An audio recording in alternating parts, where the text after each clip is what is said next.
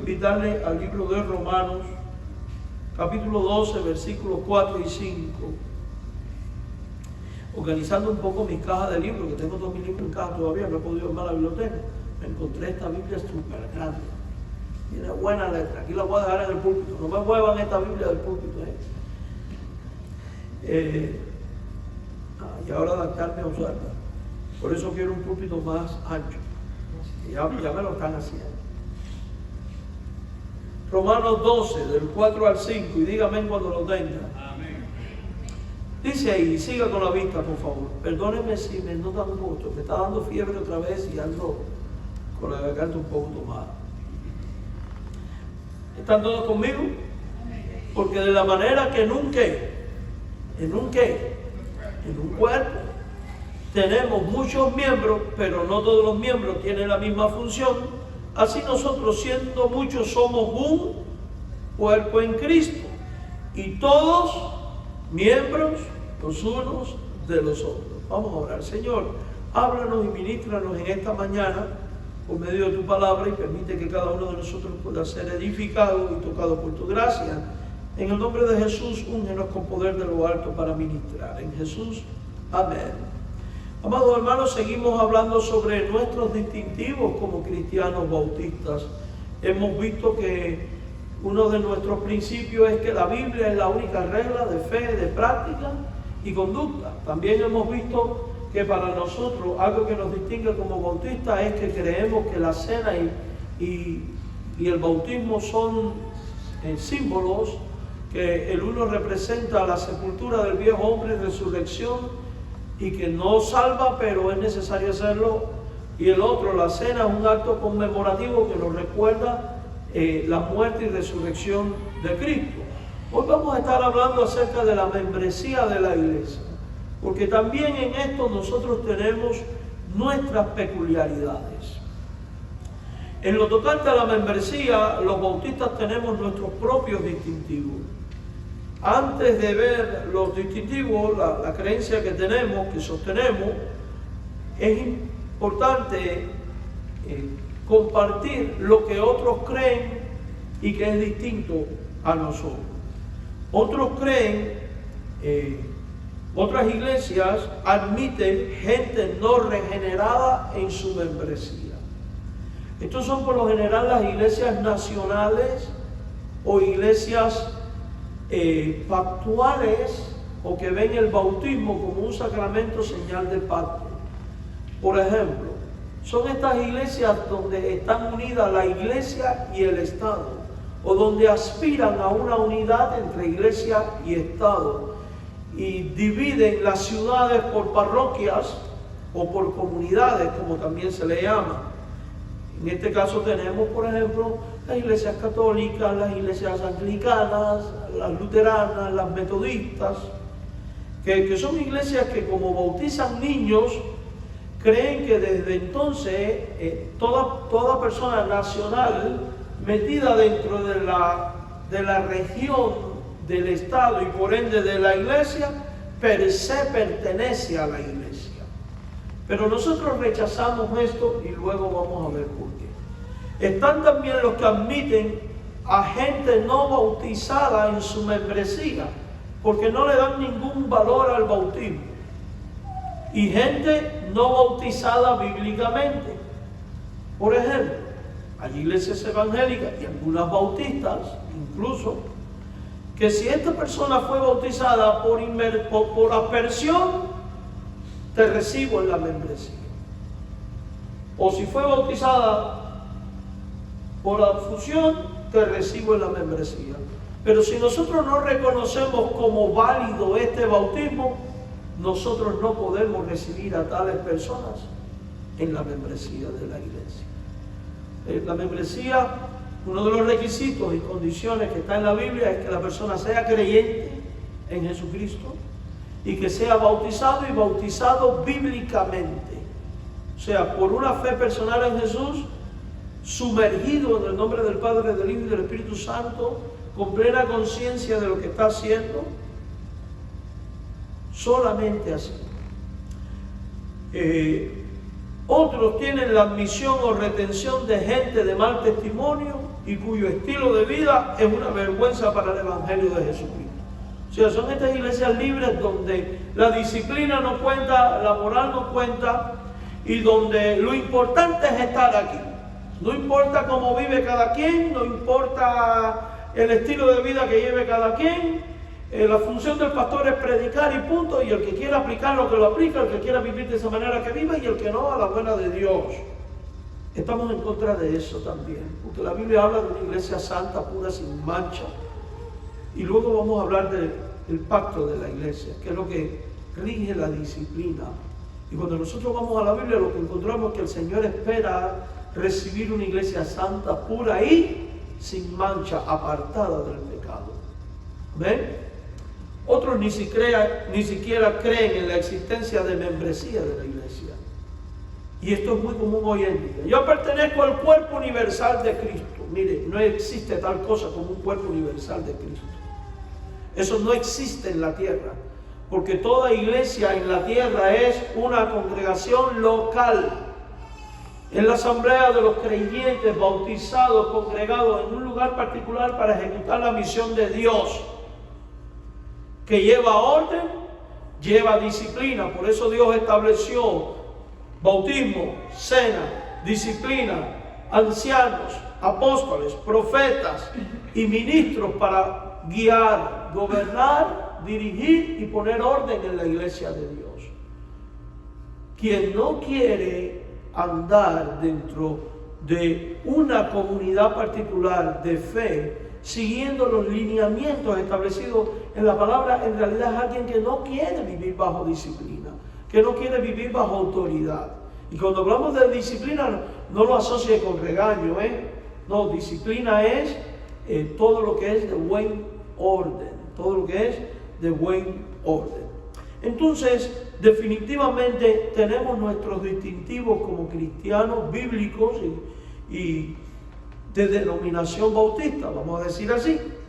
Y uno de nuestros distintivos es que creemos que la membresía de la iglesia es algo ordenado en la palabra, y que la membresía debe de estar compuesta por creyentes regenerados, o sea, convertidos y bautizados bíblicamente y voluntariamente afiliados a la iglesia local, quedando bajo su disciplina, su estilo de vida de pacto y por ende bajo el cuidado pastoral de dicha congregación.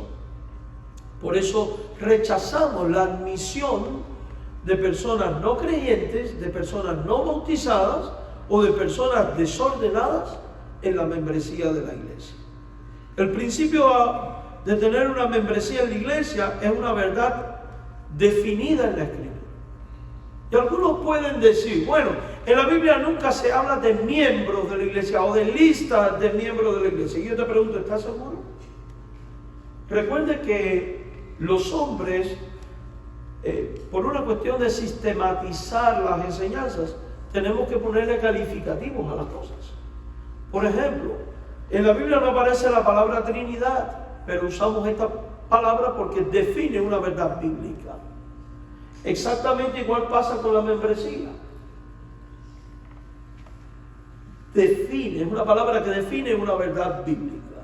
Si usted va a Romanos capítulo 12, en el versículos 4 y 5, se dará cuenta que en el 1, Pablo, que empieza a hablar de las enseñanzas prácticas a la iglesia de Roma, después de haber dicho, te ruego que por la misericordia de Dios, que presentes tu cuerpo en sacrificio vivo, santo, agradable a Dios, que es tu culto racional, hablando de la vida de servicio, de la vida ministerial y sacerdotal que debe caracterizar a cada creyente. Luego le exhorta que no se conforme a vivir como se vive en el mundo, sino que tiene que haber una transformación en la forma de pensar. Y en el 3 va a decir, digo pues por la gracia que me es dado, o sea, por su autoridad apostólica, por su don como obispo que es, como anciano junto con los otros, por la gracia que me es dada, y dice, a cada cual que está entre vosotros. Y entre vosotros, ¿quiénes son? La iglesia de Roma, los creyentes que se componen, se identifican y son parte oficial de la iglesia de Roma. Aclaro, no estoy hablando de la iglesia católica, apostólica y romana, estoy hablando de la iglesia bíblica de Roma. Que no tenga más alto concepto de sí, y empieza a dar una serie de consejos, porque había al parecer ciertos problemas con el uso de los dones espirituales. Pero en el contexto llegamos al verso 4, que es lo que me interesa ver. De la manera que en un cuerpo, y hace una comparación de la iglesia con el cuerpo humano, de la manera que en un cuerpo tenemos muchos miembros, pero no todos los miembros tienen la misma función, así nosotros. El cuerpo humano tiene muchos miembros: ojos, manos, pies, hígado, corazón. Así también la iglesia. La iglesia es una, pero está compuesta por muchos miembros. Y cuando habla de miembros, no puede estar hablando de cualquier persona que se aparece en un culto. Está hablando de los creyentes que después de haber sido salvos, haber sido bautizados, han sido dotados con el Espíritu Santo y por ende de los dones espirituales que éste da para ministrar y edificar la iglesia de Cristo. Dones que se pueden operar y se ponen en función bajo el consentimiento de la iglesia local, como el Espíritu Santo le manda y dirige. Recuerde que los creyentes en determinado momento están orando, ayunando, ministrando al Señor, y a esa iglesia le dice el Señor: apartarme a Saulo y a Bernabé para la obra que los he mandado. Apartarme. ¿Quién debe apartar? La iglesia que estaba ministrando.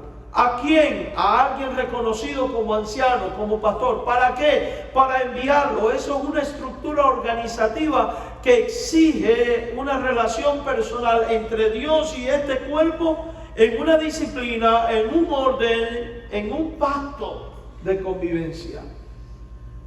Así como el cuerpo tiene muchos miembros, la iglesia tiene muchos miembros. Y evidentemente sabemos que estos miembros son los que han recibido la palabra, se han convertido, se han bautizado bíblicamente y voluntariamente, con el consentimiento de ellos como individuos y de la iglesia como congregación, se han unido a este cuerpo de Cristo que es la iglesia, el cuerpo local. Así nosotros, y mire la comparación, siendo muchos somos un cuerpo en Cristo, y se identifica a la iglesia como cuerpo de Cristo, y todos miembros, todos los que estamos en este cuerpo, que somos miembros los unos de los otros. Entonces definitivamente no podemos negar la existencia de la iglesia como un cuerpo compuesto por miembros. Por otro lado, tenemos que en la iglesia también había contabilidades. Y si en la iglesia no había contabilidad, explíqueme usted, ¿cómo pudieron contar más de 3,000 bautizados y más de 5,000? También había alguna especie de secretaría, porque Pablo llega a hablar de cartas de recomendaciones. Y había una estructura administrativa de gobierno pastoral y de gobierno diaconal. No es justo que dejemos la palabra y la oración para atender las mesas, y por eso se nombran diáconos. Y hay una estructura de liderazgo. Primeramente puso Dios en la iglesia apóstoles, luego profetas, maestros, etcétera, etcétera. Y cuando leemos las epístolas, en la mayoría de ellas, muchas veces, ¿qué dicen los apóstoles? Pablo, por ejemplo, a la iglesia que está con sus pastores diáconos, y se dirige al cuerpo que está en una estructura administrativa bajo el gobierno de aquellos a quienes Dios llamó, comisionó y puso como líderes, que son los pastores y los diáconos. Que dicho sea de paso, son los dos únicos oficiales que tiene la iglesia. Secretarios, tesoreros, directores del ministerio y todas esas cosas, esos no son oficiales de la iglesia. No lo son ayudantes, son colaboradores, gente que tiene dones y que ministra, pero oficiales de la iglesia son los pastores y los diáconos. Entonces definitivamente hay una administración. Vamos al libro de los Hechos, luego vamos a volver a Romanos otra vez, al libro de los Hechos, al capítulo 2, verso 41, y veamos que ciertamente hay en la Biblia un grupo denominado iglesia y un proceso a través del cual la gente se une a esta iglesia local. Libro de los Hechos, capítulo 2, es el momento en el cual es derramado el Espíritu Santo. Ante la burla de algunos, Pedro se levanta, da un sermón magistral, y las conclusiones de lo ocurrido ahí es lo que vemos a partir del verso 40, específicamente el verso 41. Con otras muchas palabras testificaba, está hablando de Pedro, les exhortaba diciendo: sed salvos de esta perversa generación. O sea, está exponiendo el Evangelio. Y en el 41 dice: así que los que recibieron su palabra fueron ¿qué? ¿Quiénes fueron bautizados? ¿Todos los que allí se habían reunido o solamente los que recibieron el mensaje? Definitivamente los que recibieron el mensaje. Quiere decir que el bautismo no se da de gratis a todo el mundo, haya hecho una profesión de fe o no la persona, sino se le da solo a los que reciben el mensaje, a los que dijeron: sí, creo con todo mi corazón, creo que Jesús es el Señor porque quiero ser salvo de esta perversa generación. Esos que oyeron y creyeron fueron bautizados. Pero una vez que fueron bautizados, ¿qué ocurrió con ellos? Dice la palabra: se añadieron aquel día como 3,000 personas. La pregunta es: ¿se añadieron a dónde? ¿A dónde? Al grupo de los 120 que habían estado orando, que habían estado esperando el advenimiento del Espíritu Santo, que habían acabado de recibir el bautismo y el llenura del Espíritu, que habían estado predicando. Se añadieron a la naciente iglesia. Entonces definitivamente hay un proceso: predicación, tiene que haber una profesión de la fe, tiene que haber la persona que se bautice, y entonces el bautizado es el que es añadido. Pregunto: ¿puede un niño hacer una profesión de fe? No. Entonces no puede ser bautizado, y al no ser bautizado no puede ser añadido a la iglesia. No puede ser. ¿Puede una persona responder en fe por otra? La respuesta es un no. El hijo no es culpable del pecado del padre, ni el padre es culpable del pecado del hijo. Por tanto, un papá no puede decir: yo hago la profesión por mi hijo en la esperanza, una señal de pacto, que cuando sea grande él va a ser creyente y entonces va a recibir el sacramento de la confirmación. Primero, eso no es bíblico. Segundo, eso es inadmisible, porque ¿qué garantía tienes tú de que tu hijo va a ser creyente cuando sea adulto? Y esto es una cuestión particular. Primera de Juan, capítulo 1, versículos 12 y 13, que dice: a los que creen y a los que le reciben en su nombre, les da la potestad de ser hechos hijos de Dios. Verso 13: estos no son engendrados ni de carne, ni de sangre, ni de voluntad humana. Entonces usted tiene que esperar a que el hijo crezca para que el hijo tome una decisión personal. Y aquí hay una buena lección para los que tienen hijos pequeños y que están aquí o que van a ver esto por internet. Porque usted trae a su hijo a la iglesia, no dé por sentado que su hijo es cristiano. Predíquele el evangelio, porque hasta que no reciba la palabra, se convierta, entienda que es pecador, que Cristo es el Señor y sea bautizado, su hijo no es miembro de la iglesia. Su hijo se congrega a la iglesia, es traído a la iglesia, viene a la iglesia, participa en las cosas abiertas de la iglesia, pero no es miembro de la iglesia. Y se añadieron como 3,000. Quiere decir que hay un registro de los añadidos, hay una contabilidad. Luego vamos a ver que cuando la iglesia se reúne para deliberar en asuntos de problemas que tiene, cuando fue escoger diáconos, cuando fue enfrentar los temas que tenían que ver con la circuncisión, dice que los pastores, los ancianos, los obispos se reúnen con la iglesia, no dice con el pueblo, con la iglesia. Por eso no admitimos en nuestras sesiones administrativas, no admitimos a personas no miembros de la iglesia. Pero es que yo quiero estar ahí. Bueno, cumple los requisitos. En el culto, la iglesia es un lugar público donde puede llegar todo el mundo. Pero como cuerpo, es un organismo particular, donde los creyentes bautizados se unen voluntariamente. Nadie lo puede coaccionar a usted a unirse a la iglesia. Pero igual usted tiene, si es creyente, tiene que ser parte de una iglesia. Y digo esto porque, por ejemplo, hay países donde hay iglesias nacionales o iglesia oficial del Estado, de tal manera que si usted no se une a esa iglesia, usted está cometiendo una ilegalidad.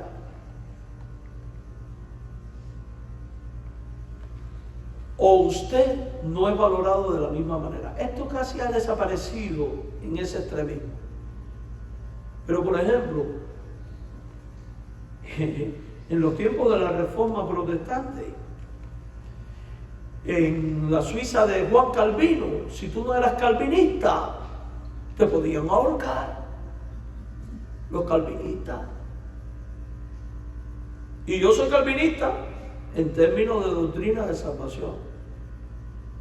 Pero ¿qué me distingue de los reformados y de los presbiterianos y de esta gente que en aquella época ellos aprendieron de la iglesia romana que si tú no creías como creían ellos te podían matar? Usted sabe que hay un dicho entre los bautistas primitivos que dice: los protestantes aprendieron de su madre Roma a esparcir la sangre de los cristianos. ¿Sabe por qué? Porque había intolerancia religiosa. Y hoy en día la gente tiene mucho afán y un fanatismo. Hay un resurgir de un fanatismo con los puritanos ingleses.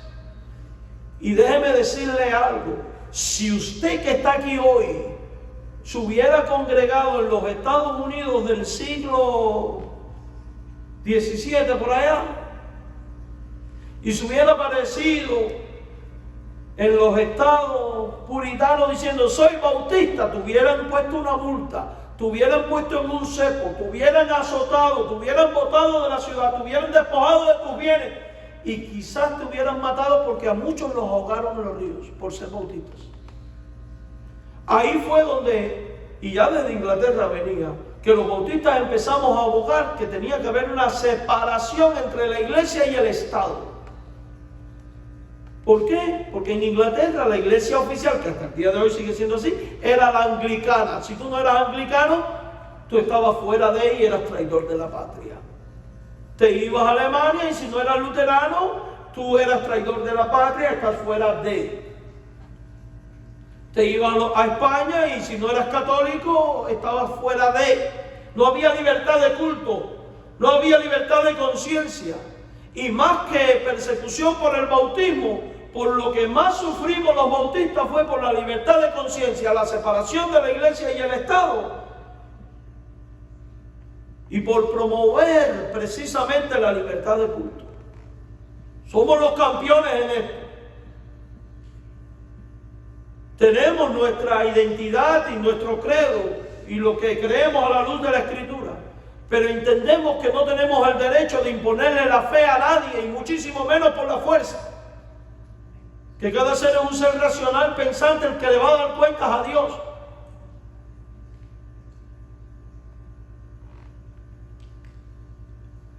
Y algunos, hoy en día, defensores de estos movimientos, puede que digan, era el contexto de la época. No era el contexto de la época. Y le voy a decir por qué no era el contexto de la época. Porque en la misma época en que esto está haciendo los presbiterianos, los reformados, los anglicanos, los católicos, matando cristianos por pensar distinto y por bautizarse de adulto y no bautizar a los niños, en esa misma época ya existíamos lo que hoy se llaman bautistas, que en aquel tiempo se llamaban separatistas o iglesias independientes, y existía el anabaptismo, que fueron los primeros que ya decían no se deben bautizar a los niños. ¿Y por qué existían estos grupos pensando y diciendo estas cosas? Que debía de haber separación entre iglesia y Estado, porque habían ido a la Escritura y habían visto que no era bíblico que el gobierno se interpusiera en las cosas de la iglesia, ni la iglesia en las cosas del gobierno. No le toca a la iglesia hacer política, le toca a la iglesia predicar a Cristo La iglesia es profeta de Dios. Y cuando en el mundo hay algo fuera del orden ético y moral que afecta a la ética y a la moral y que es un acto injusto, la iglesia debe de levantar su voz desde el punto de vista bíblico para llamar a la corrección, pero no imponer su criterio. ¿A qué me estoy refiriendo? Si en el mundo se levanta un movimiento abortista, es deber de la iglesia alzar su voz por la escritura y predicar. El aborto es un pecado.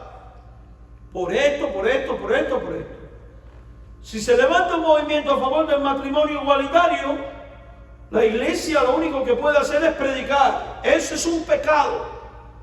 Pero no les toca a usted y a mí tratar de influenciar en el Estado por las almas o violentamente. Eso es inadmisible. Eso es inadmisible. A donde quiero llegar entonces al punto es de que ciertamente, mis amados hermanos,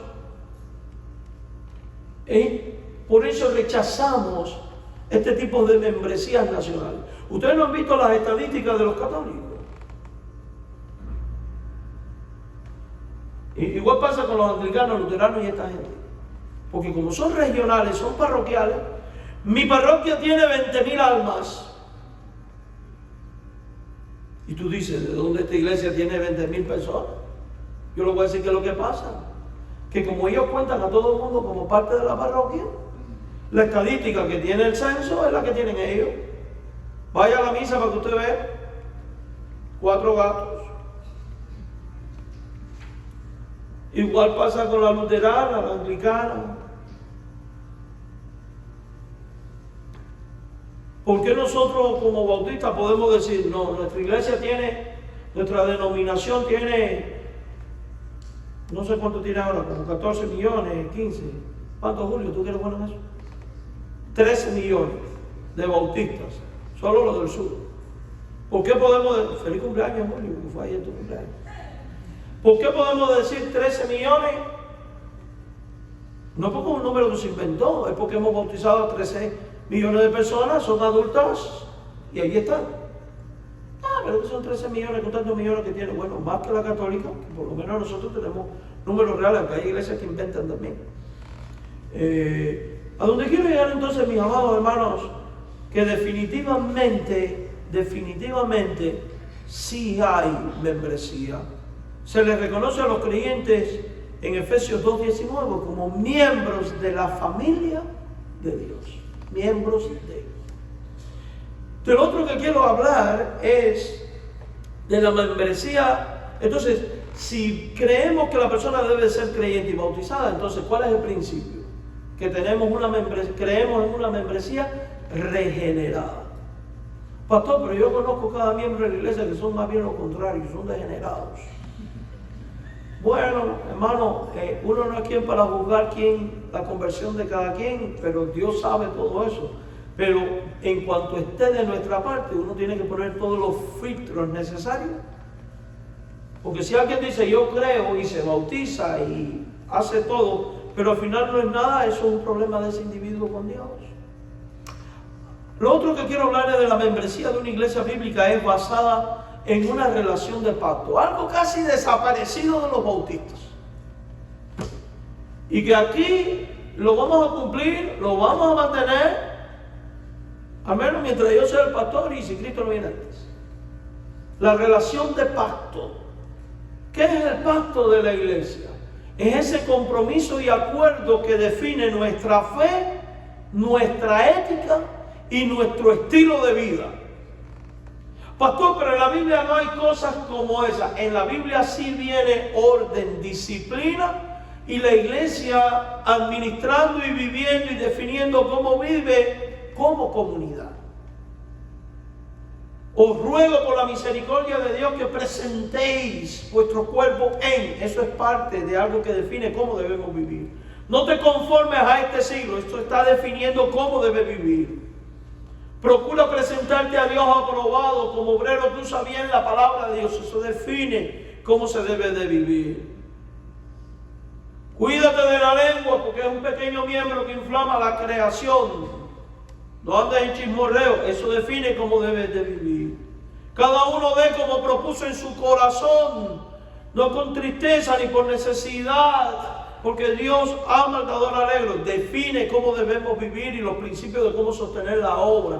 Todo eso es lo que es el pacto de la iglesia, es lo que nosotros como asamblea decidimos vivir conforme a la Escritura. No es un compromiso que se le ocurrió a uno o al otro líder. No, son verdades éticas, bíblicas y prácticas que definimos a la luz de la Escritura y que acordamos mutuamente al ser parte de esta iglesia, vivir por esos lineamientos, vivir esa disciplina. Por eso tenemos una constitución y tenemos nuestra confesión de fe y el pacto de la iglesia. En estos días que estuvimos pagando los anuncios por internet, hemos recibido una cantidad de personas poniendo mensajes desagradables. Este es un negociante, eso es un negocio, es para sacar dinero. Todas esas críticas que vienen a consecuencias de iglesias degeneradas que sí hacen todo eso. Pero al mismo tiempo, ¿por qué pasan estos fenómenos? Porque la gente ignora que una iglesia bíblica se organiza de manera pactual y que el pastor no tiene un autoritarismo, sino tiene un reglamento que seguir en comunidad con sus hermanos. Por eso cuando un pastor viola las normas de su propia iglesia, ya está fuera de orden. Cuando un líder, un miembro viola esas normas, está fuera de orden. Cuando se aparta del credo que se profesa o de el pacto que vive, ya están en indisciplina, porque todos estos elementos, la confesión, la constitución de la iglesia, el pacto de la iglesia, ponen orden y disciplina y regulan cómo debemos vivir y permiten a la iglesia estimular y alabar al hermano que anda ordenado y al mismo tiempo llamar a corrección al hermano que empieza a andar desordenado. Esta membresía de la iglesia es voluntaria. Uno se convierte en miembro de una iglesia bautista solamente cuando el creyente, de manera voluntaria, después de haber sido bautizado, asume los deberes y privilegios del pacto de vida cristiana sostenido por la iglesia local y es aceptado en su fila. La semana pasada estuvimos recibiendo a 4 hermanos. Ojalá te falta tú, la semana que viene, prepárate. ¿Y qué fue lo que hicimos aquí adelante? Leímos el pacto de la iglesia. Hermanos, ¿ustedes están de acuerdo en vivir de esta manera? Sí, fírmelo aquí. Van a tener constancia. Porque el día que uno de los hermanitos empieza a salirse un poco de las casillas, incurriendo en alguna cosa, uno puede llamarle en base a esto y decir: hermano, usted pactó vivir de esta manera entre nosotros. Así vivimos nosotros. Pero ¿qué pasa cuando la iglesia no tiene estos lineamientos? Es un relajo. Vivo como me dé mi gana, ando como me dé mi gana, no doy cuentas a nadie, visto como me dé la gana. Y ahí es donde se vuelve el caos y el desorden. Y dígame, ¿cómo usted puede impartir disciplina? Que impartir disciplina no es castigar. Impartir disciplina es mantener el orden. Todo esto es necesario. El pacto de vida cristiana de la iglesia local es espiritual por naturaleza, por cuanto emana de los principios y normas bíblicas de fe, práctica y ética que aparecen en la Escritura. No es porque a un pastor o a un grupo se le ocurrió poner una serie de reglas y porque al pastor le da la gana ahora vamos a vivir así, no. ¿Por qué acordamos abstenernos del chismorreo? Porque la Biblia dice que el chisme es un pecado. ¿Por qué acordamos sostener la iglesia financieramente? Porque la Biblia manda que sostengamos la iglesia financieramente. ¿Por qué vamos a vestir modestamente y correctamente? Porque la Biblia dice que se debe vestir con modestia. ¿Por qué vamos a privarnos de hacer las cosas que se hacen en el mundo? La borrachera, el alcohol, la fiesta, el baile, la guasanga, el relajo. Porque la Biblia dice: no andes en el mundo ni en las cosas que están en el mundo, porque la amistad con el mundo es amistad con Dios. Y así sucesivamente. El pacto no surge de una idea caprichosa de un líder, surge de los principios éticos, morales, espirituales definidos en la palabra de Dios. El pacto de nuestra iglesia está saturado de textos bíblicos.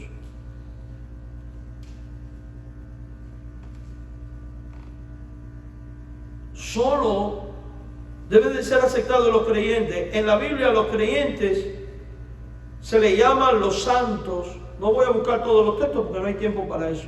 Los hermanos, los hijos de Dios, los siervos de justicia, templo del Espíritu Santo, miembros de la familia.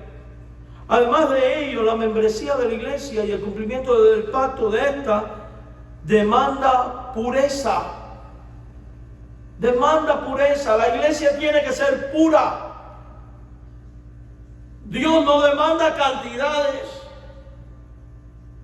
Una iglesia puede tener miles de miembros que si es impura no sirve de nada.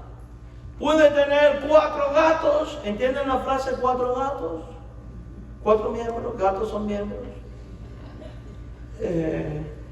Gloria a Dios que aquí no somos 4 gatos. Aquí somos hermanos redimidos por la sangre de Cristo. Si la iglesia es pequeña y es impura, tampoco sirve para nada. Ahora, ¿puede haber una iglesia grande y ser pura? También, ¿por qué no? Lo importante no es los números, lo importante es la pureza y el nivel bíblico de vida que está llevando. Vaya a Romanos 12:2, por favor. Romanos capítulo 12, versículo 2. ¿Y saben por qué hoy en día en las iglesias no hay pureza? Por culpa de los pastores y por culpa de los miembros de la iglesia que no exigen la pureza. Porque se ha abandonado la disciplina eclesiástica. Porque si el pastor te llama y te dice, hey, hermana, con amor, con cariño, con un deseo de corrección, hermana, mira, yo creo que debería mejorar un poco su vestir. Oh, vivimos una generación de cristalitos, todo ofende, todo duele. Pero si usted quiere ser miembro de verdad y vida, se va a tener que ofender y doler, porque le vamos a decir. Porque Dios demanda pureza. Y cuando un hermano en la fe, un líder de tu iglesia, te está exhortando o corrigiendo, señalando algo, no lo está haciendo porque te odia. Lo está haciendo porque te ama. Ahora, eso no significa andar con un látigo ahora, metido en una jaula y una santa inquisición. No estoy hablando de eso. Estoy hablando de mantener el buen orden.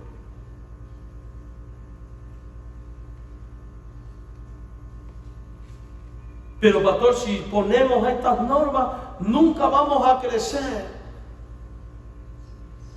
Mire, ¿para qué usted quiere 200 gente aquí en conversa que a los más mínimo problema se van a jalarte los pelos, gritarse, decirse malas palabras, odiarse, decir barbaridades, causar divisiones y porque no tienen ni ética, ni moral, ni espiritualidad? Dígame, ¿para qué lo quiere? ¿No? ¿Quiere que le diga algo? Una iglesia con normas altas se vuelve una iglesia grande ante los ojos de Dios. ¿Quién va a estar aquí? El que aguante vivir como Dios manda. Y en nuestras misiones. Y lo que yo he visto en mi poca experiencia ministerial es que las iglesias que tienen normas bíblicas sólidas, altas, altos estándares, son iglesias que perduran más porque tienen la bendición de Dios, porque agradan a Dios. Romanos 12, versículo 2, mis hermanos. Romanos 12, 2. No os conforméis a este siglo. La frase del siglo en la Biblia se refiere al Génesis 1 hasta que Cristo venga. ¿Qué es lo que está queriendo decir? Aunque el mundo cambie y lo que antes era impopular se vuelve popular, lo que antes era inaceptable se vuelve aceptable, usted tiene que seguir siendo como Dios quiere que se sea. No os conforméis a este siglo. No andes como anda el mundo. O sea, no hables como habla el mundo, no vistas como vista el mundo, no te metas en las cosas que se mete el mundo. No te parezcas al mundo, no encuentres conformidad con ellos. En otras palabras, ¿qué te está diciendo? Sé inconforme. Vive como Dios manda, no como el mundo vive, ni como el mundo quiere que tú vivas, porque el mundo quiere que vivamos como ellos. Fíjese, al mundo le molesta que usted le hable de las normas bíblicas, pero el mundo quiere meter las normas de ellos entre ti y mí. Y lo hace y lo ha estado haciendo con mucha inteligencia. Minando la educación, minando la moda, minando la música, etcétera, etcétera. El otro día estaba viendo en Facebook, me salió, creo que es peruano el señor. Sí, muy aquí, muy allá, muy bonito el coro, musicalmente hablando. Era un concierto. Te alabarán, oh Jehová, todos los reyes. Pura carne. ¿Se debe uno gozar en el Señor? Sí. ¿Debe haber gozo en el corazón? Sí. Pero hermano, ya eso no era alabanza.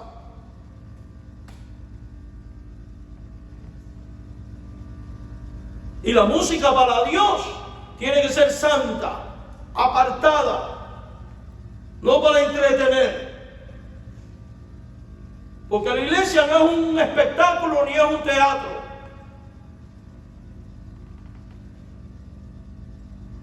La iglesia es casa de Dios, casa de oración, el lugar donde Dios se hace real y presente entre nosotros, donde debe de callar delante de Él toda la tierra. Claro, eso no puede inhibir el gozo.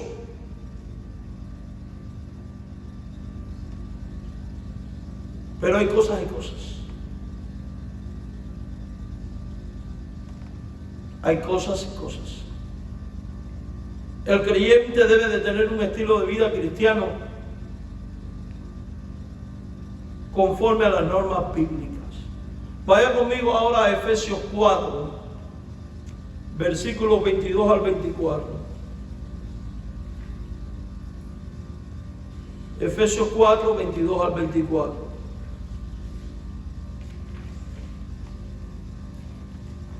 En cuanto a la pasada manera de vivir, en otras palabras, como tú vivías antes, ¿qué dice ahí? No le oigo. Despójate. ¿Sabe lo que significa despójate? No es coger una gallina negra ahí. No. Despójate es arranca de ti esa ropa y desvístete. Arranca de tu vida esa manera vieja de vivir y revístete de la ropa nueva y celestial que viene de Dios y que debe de ser santa, pura, limpia para la gloria de Él. Despójate del viejo hombre. ¿Y por qué despojarse del viejo hombre? Porque ese viejo hombre está lleno de vicios, conforme a los deseos de su carne, deseos que la Biblia describe como engañosos. Entonces, si la iglesia no se despoja del viejo hombre y no tiene una membresía pura, sino una membresía conforme al mundo, así como el viejo hombre tiene una carne engañosa, la iglesia, cuando vive de manera mundana, vive su propio engaño y se vuelve víctima de su engaño, de su mentira, de su pecado, y eso la destruye. Y hay de aquel que destruye a la iglesia de Dios. Por eso amamos tener una congregación. Oye, me va a dar un infarto. Por eso amamos tener una congregación pura, hermanos. Y tenemos que ser celosos de ser una iglesia pura para la gloria de Dios. Despojada de estos vicios que son engañosos. Ahí están los muchachos con los ojos de este tamaño. No se preocupen, no estoy bravo.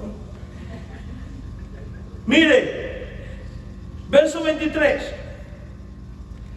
Tiene que haber una renovación. Y esto es interesante, porque hoy en día se habla mucho de renovar la iglesia.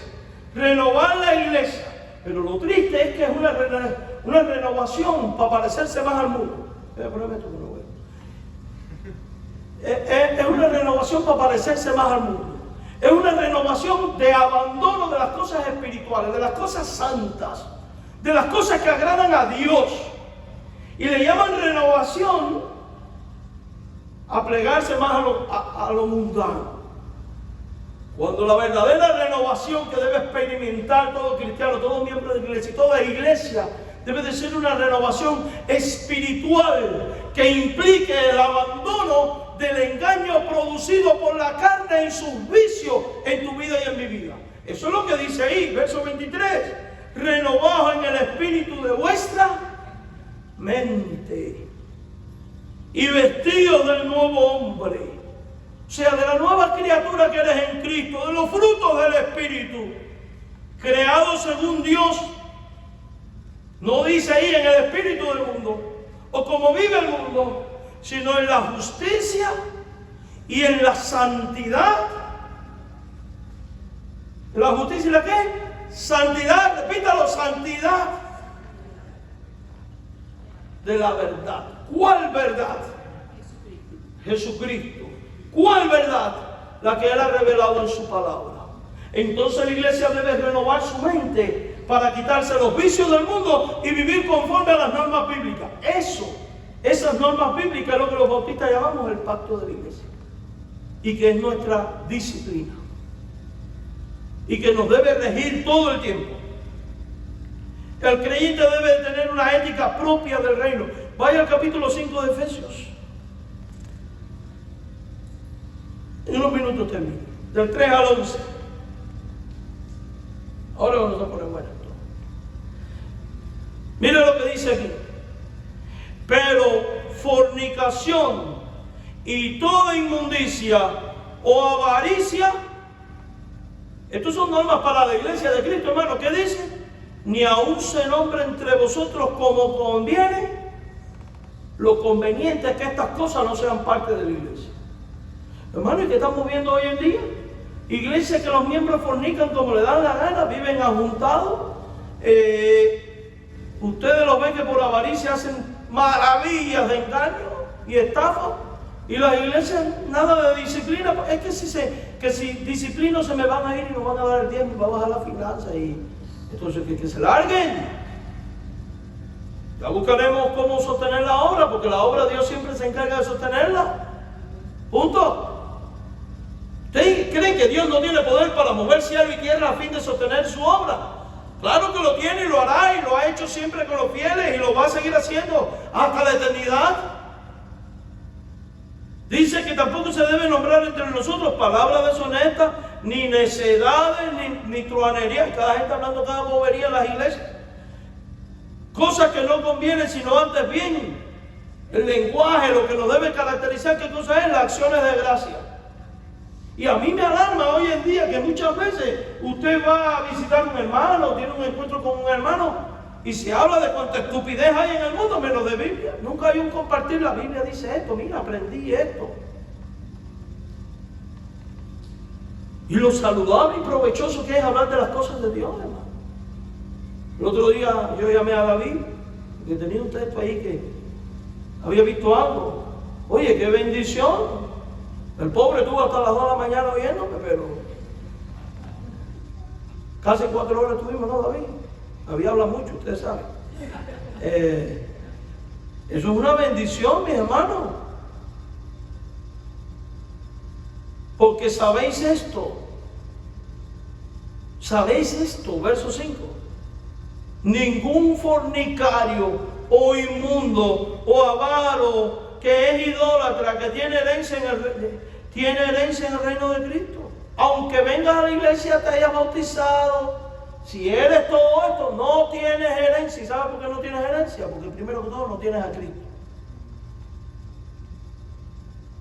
Y no tienes una iglesia que te ama, porque una iglesia que no disciplina es una iglesia que no ama. Nadie os engañe con palabras vanas. ¿Cuáles pueden ser palabras vanas en estos tiempos? No juzgues. Bueno, 1 Corintios 5, a los de afuera los juzga Dios, los de adentro los juzgáis vosotros. A ver, ¿cómo te quedó los dos? Sí tenemos autoridad para juzgar al hermano que anda desordenado. Porque estas cosas viene la ira de Dios sobre los hijos de desobediencia. No seáis pues partícipes con ellos. Una norma. No te ajuntes con el que anda desordenado.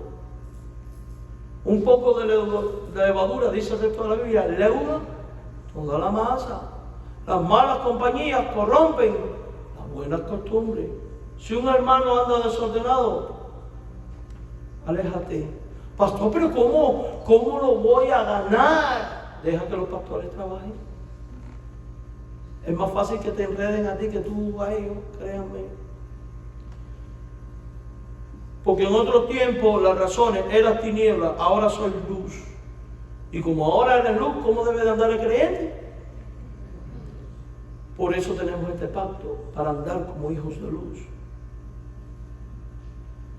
Porque el fruto del Espíritu es en toda bondad, justicia y verdad, comprobado lo que es agradable al Señor. Y no participéis, es una prohibición, no participéis en las obras ¿qué significa infructuosas? Sin fruto, de las tinieblas. Las tinieblas nunca traen fruto,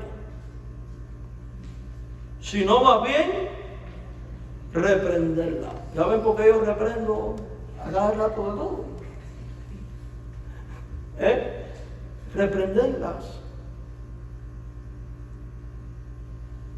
La semana que viene, no he terminado, la semana que viene vamos a ver cómo el pacto de la iglesia demanda disciplina eclesiástica. Vamos a hablar de la disciplina. Los espero todos aquí. Ahora porque vamos a hablar de disciplina, no se me vayan a desaparecer. Así que, pero definitivamente, hermanos, usted quiere saber cuando una iglesia anda bien y en orden. Cuando llegue pregunta, ¿tienen una constitución? ¿Tienen una confesión de fe? Quiero ver el pacto de vida de esta iglesia. ¿Ustedes practican la disciplina? Cuando no hay nada de esto, eso me suena a relajo, fiesta y pachanga. No hay iglesia. Dios es un Dios ¿de qué? De orden. Déjeme decir algo antes de terminar. Esto no es tampoco una inquisición en la cual estamos metiéndonos en la vida personal de todo el mundo. No lo ve así porque no es así.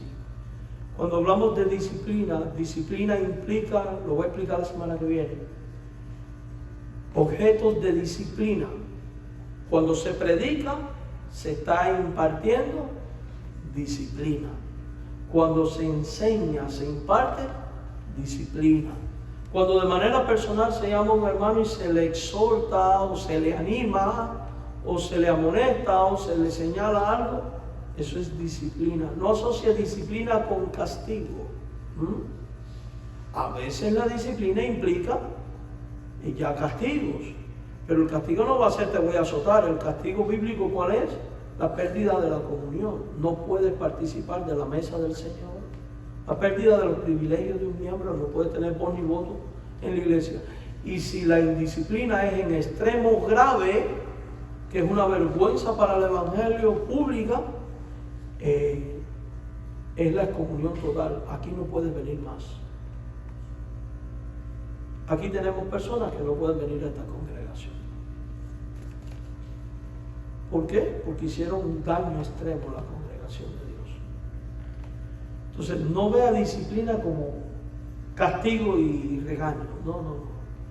Los medios de Dios para disciplinar, está el medio público, que es que es la predicación, el medio privado, cuando un líder te exhorta, y el medio personal de Dios, Dios tratando contigo por la Biblia, la oración, las circunstancias, dándote lecciones. Pero lo que no me queda ninguna duda es que una iglesia que ama al Señor tiene que ser organizada. Tiene que tener un pacto de fe, de cómo vive la fe, y tiene que ser de creyentes regenerados, y tiene que ser una iglesia pura. Amén. El Señor nos bendiga y oramos. Padre, gracias por este tiempo en tu casa, la bendición de oír tu palabra. Ayúdanos a crecer en la gracia y en el conocimiento de Cristo y a ser este modelo de iglesia que tú quieres que seamos. Señor, que en todo tiempo optemos por ti, por tu pureza, por tu grandeza, a vivir dentro de tu orden. En Cristo Jesús, rogamos que nos lleves con bien a nuestro hogar. Amén.